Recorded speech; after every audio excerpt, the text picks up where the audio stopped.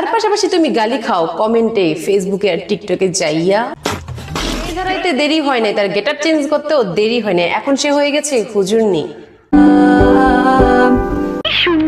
তারা কি করবে কিছুই বুঝতেছে না। পেজ হারানোর পরে হচ্ছে লাল বাত্তি আর নীল বাত্তি দুইটাই হইতেছে একসাথে দেখতেছে।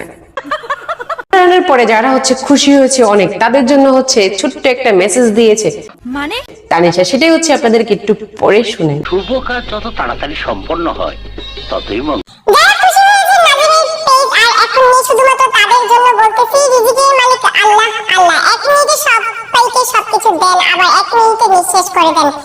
এত খুশি হওয়ার কিছু নাই। আলহামদুলিল্লাহ অনেক ভালো আছি, আল্লাহর কাছে লাখ লাখ শুকরিয়া। এরে আমি বুঝি না, তোরা হচ্ছে অন্যের জামাই নিয়ে যাস, তাতেও আলহামদুলিল্লাহ বলস, মানুষ তোদের গালাগালি করে সেটাতেও আলহামদুলিল্লাহ বলস, খুবই ভালো কথা। এগিয়ে যাও মানুষের হচ্ছে আরো বকা খাওয়ার জন্য। मैं तुम्हारे बिना रह नहीं पाऊंगा বাবু।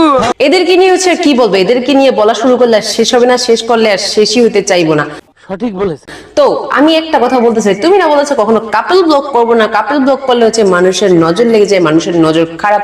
তাহলে হচ্ছে এখন কি করতেছো তোমরা? কাপল ব্লগ করতেছো না নাকি অন্য কিছু করতেছো? এটা হাস্যকর, হাস্যকর। তোমার হচ্ছে টাকা পয়সার মধ্যে কোনো হচ্ছে শান্তি নেই, তাহলে কিসের ভিতরে শান্তি আছে? বান্ধবীর জামাইকে কেড়ে নেওয়ার ভিতরে শান্তি আছে, ও শিট, নাকি অন্যের জামাই কেড়ে নেওয়ার ভিতরে শান্তি আছে? কোনটাতে তুমি বেশি শান্তি পাও জানাই গেলে কিন্তু ভালো হয়। আপনারা অবশ্যই জানা যাবেন তার পছন্দের জিনিসটা কি, টাকা পয়সা না বন্ধুর জামাই।